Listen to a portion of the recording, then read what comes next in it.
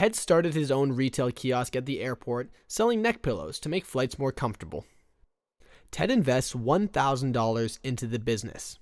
$600 is his own money, and the other $400 is a loan from the bank. So what impact does this have on the statement of cash flows?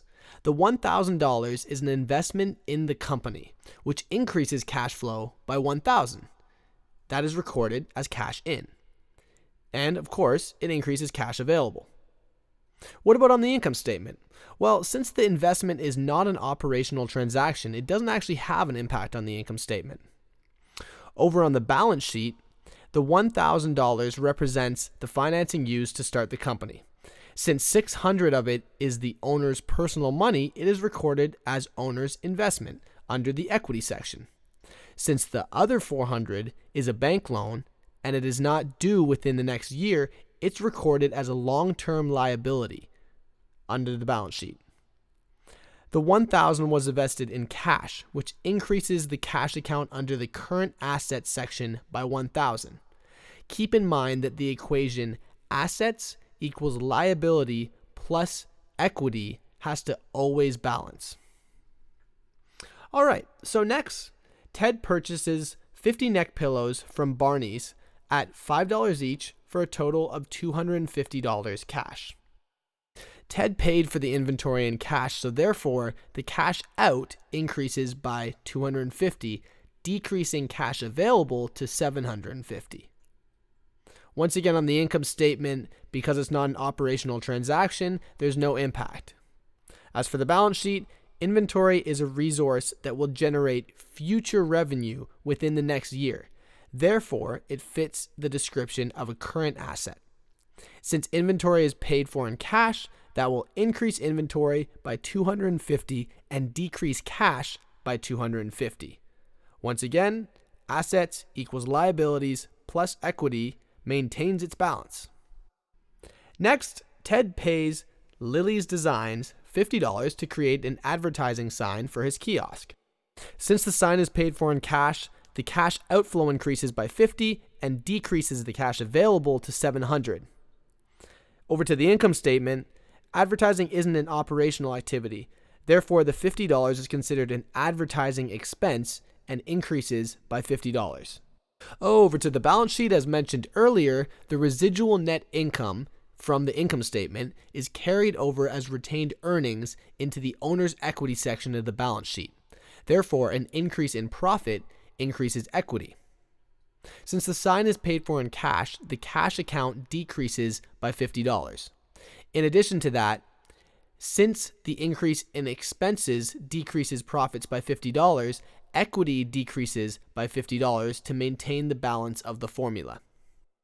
Ted sells 30 neck pillows to travelers at $25 each for a total of $750 in revenues. Since this was a cash sale, the cash in increases by $750. Makes sense. As for the income statement, revenue will increase by $750, and the cost of goods sold will increase by the cost of the inventory sold. We sold 30 pieces of inventory at $5 a piece. Therefore, cost of goods sold will increase by $150. Over on the balance sheet, the cash account will increase by $750, the value of the sale. Since the amount of inventory on hand decreased, that means inventory decreases by the value of cost of goods sold, and that is $150. The income statement shows the value of profits at $400, an increase of $450, which is reflected in the retained earnings account in the equity section of the balance sheet. Ted decides to buy a computer from Ranjit Tech on his credit card for $500. So, what does this mean for all our sheets? Since the transaction was not paid for in cash, it will not impact the statement of cash flows. The transaction is not operational in nature, therefore has no impact on the income statement. On the balance sheet, the computer was purchased through a short-term loan, which increases current liabilities by $500. Since the computer is a long-term resource, it is recorded under long-term assets at a value of $500.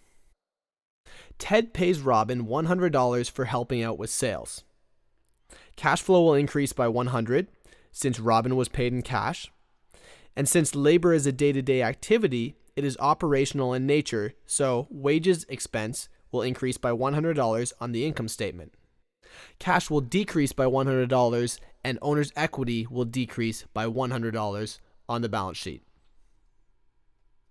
Ted paid $250 in rent for the past month to Marshall, the landlord.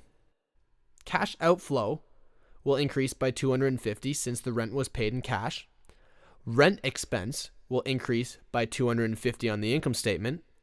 Cash will decrease by $250 on the balance sheet, and owner's equity will decrease by $250 on the balance sheet. Ted also paid $250 for rent in advance for the upcoming month.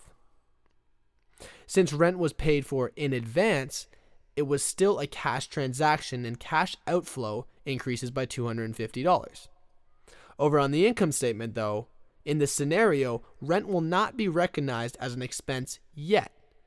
Payments are recognized as expenses only in the period in which they help to generate revenue.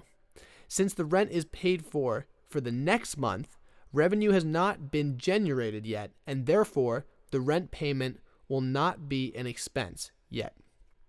In this scenario, rent is considered as prepaid rent expense and will be considered a current asset. The reason being is it fits the asset description. It's a resource that will help the company generate revenue in a future period.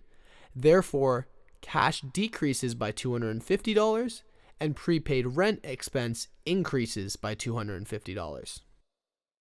As part of his end-of-month sale, Ted sold another 10 neck pillows on account for $250 each, cash to be collected later. Since the sale was made on account, no cash exchanged hands, and therefore the transaction has no impact on the statement of cash flows. Since the sale was made and an invoice has been sent, it is recognized as revenue and pops up on the income statement at a value of $250. In the same manner, cost of goods sold increases by $50. In this situation, accounts receivable increases by the value of the sale, $250, because we expect to receive the money from the customers at some point in the near future. Since inventory on hand also decreased, the value of inventory decreases by $50. As a result of this transaction, profits increase by $200, which is reflected in the retained earnings under the equity section. Once again, and finally, assets still equals liabilities plus equity. The world is balanced. We're rocking.